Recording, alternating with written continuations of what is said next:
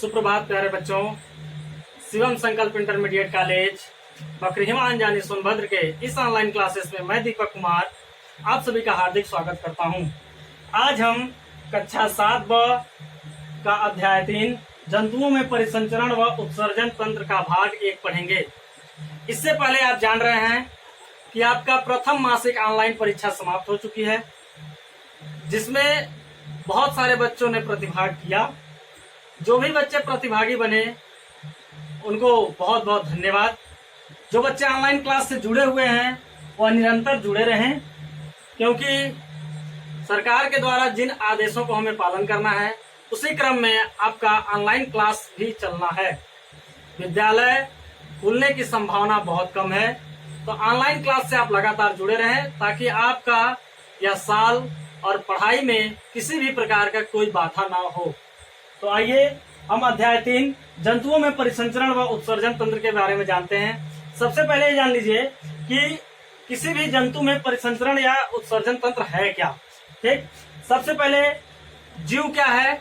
जीव जिसके अंदर हम सोचते हैं जीव क्या है, जिसके अंदर श्वसन करने की क्षमता हो, परिसंचरण करने की क्षमता हो, उत्सर्जन करने की क्षमता हो, पोषण करने की क्षमता हो, चलने की क्षमता हो, एक स्थान से दूसरी जगह तक जाने की क्षमता हो, वृद्धि करने की क्षमता हो, यानी कि ये सभी के सभी लक्षण जिनमें आते हैं उसे हम जीव कहते हैं। ठीक है, यानी कि सब में जीव वह है जिनमें उपापचयी प्रक्रिया संचालित होती है। अब उन्हीं उपापचयी प्रक्रिया में परिसंचरण और उत्सर्जन तंत्र आता है। उपापचयी प्रक्रिया की अगर हम बात करते हैं कि कौन कौन सी प्रक्रिया उपापचयी होती है, तो उपापचयी प्रक्रिया में पोषण, उत्सर्जन, पाचन, श्वसन, परिसंचरण,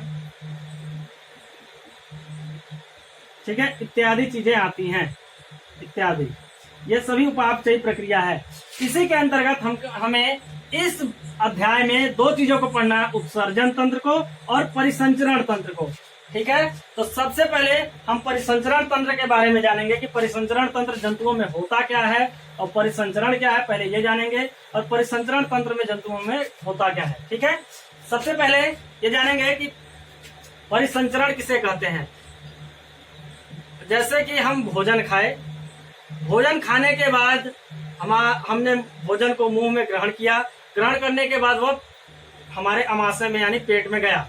पेट में जाने के बाद वह किसी न किसी माध्यम से भोजन ऊर्जा के रूप में शरीर के अन्य भागों में जाता है। सांस लेते हैं हम, हमारा नाक के द्वारा हमने सांस ग्रहण किया, ग्रहण करने के बाद वह फेफड़ों में जाता है। फेफड़ों से वही सांस, वही हवा, वही ऑक्सीजन शरीर के सभी अंगों में पहुंचता है। ठीक है, हमारे शरीर के अंदर रक्त है, रक्त का परिसंचरण यानी रक्त का आवागमन भी किसी न किसी माध्यम से होता है। इसी माध्यम को हम कहते हैं परिसंचरण, यानी कि एक स्थान से दूसरे स्थान तक किसी भी वस्तु को ले जाने का वो परिसंचरण कहते हैं। जैसे हम कोई भी सामान ढोते हैं तो गाड़ियों से ढोते हैं, वाहनों से ढोते हैं, यातायात के साधनों से ढोते हैं, तो वह भी परिसंचरण है, यानी एक स्थान से दूसरे स्थान तक किसी न किसी वस्तु को ले जाता है। ठीक उसी प्रकार से हमारे शरीर में रक्त एक स्थान से दूसरे स्थान तक जाता है, वह क्या कहला रहा है, परिसंचरण कहलाता है। ठीक है, और रक्त को ले जाने वाले बहुत सारी कोशिकाएं हैं, वह हम आगे इसमें पढ़ेंगे। मानव परिसंचरण तंत्र में हम जानते हैं, सबसे पहले जानेंगे कि रक्त क्या है।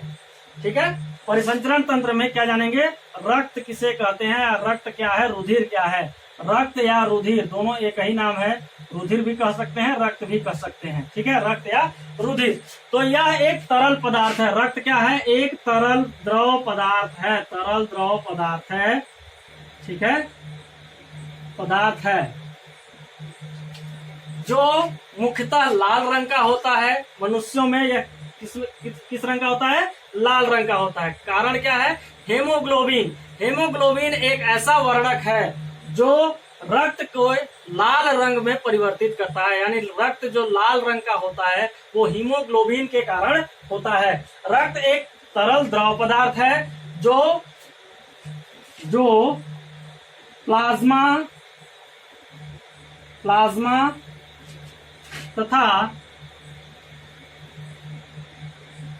तथा यह 2 चीजों से मिलकर बना होता है। रक्त एक द्रव तरल पदार्थ है जो प्लाज्मा तथा कार्पसल्स जिसे हिंदी में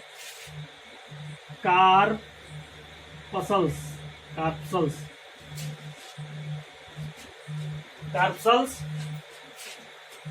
या हिंदी में हम कह सकते हैं कणिकाओं से मिलकर बना होता है। कणिकाओं से, जो प्लाज्मा तथा कणिकाओं से मिलकर बना होता है।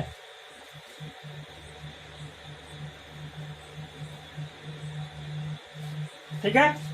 रक्त एक तरल द्रव पदार्थ है जो प्लाज्मा तथा कणिकाओं से मिलकर के बना होता है। यानी रक्त का निर्माण दो चीजों से होता है, एक है प्लाज्मा, दूसरा है कणिका। ठीक है, जिसमें प्लाज्मा आपका लगभग 55% होता है रक्त में, और कणिका जो होता है वो 45% होता है। ठीक, प्लाज्मा की अगर हम बात करें तो प्लाज्मा पीले रंग का एक द्रव पदार्थ है। किस रंग का है? पीले रंग का द्रव पदार्थ है। पीले रंग का द्रव पदार्थ होता है जिसमें 90% जल होता है। प्लाज्मा में, जो प्लाज्मा रुधिर में 55% है, तो प्लाज्मा में तकरीबन 90% क्या होता है? जल होता है। कणिका की बात करते हैं तो कणिकाएं मुख्यतः तीन प्रकार की होती हैं। पहला है आरबीसी, लाल रुधिर कणिका, दूसरा है डब्ल्यूबीसी, श्वेत रुधिर कणिका, तीसरा है आपका प्लेटलेट्स।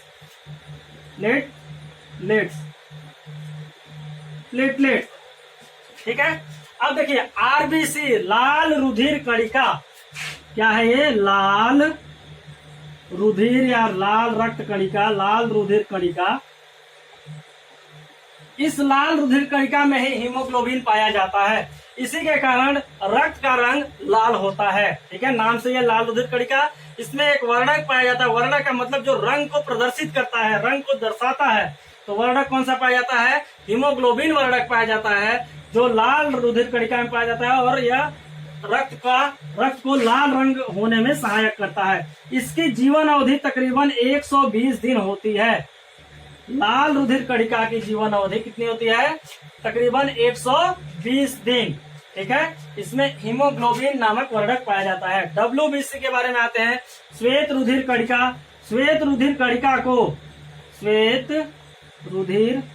कणिका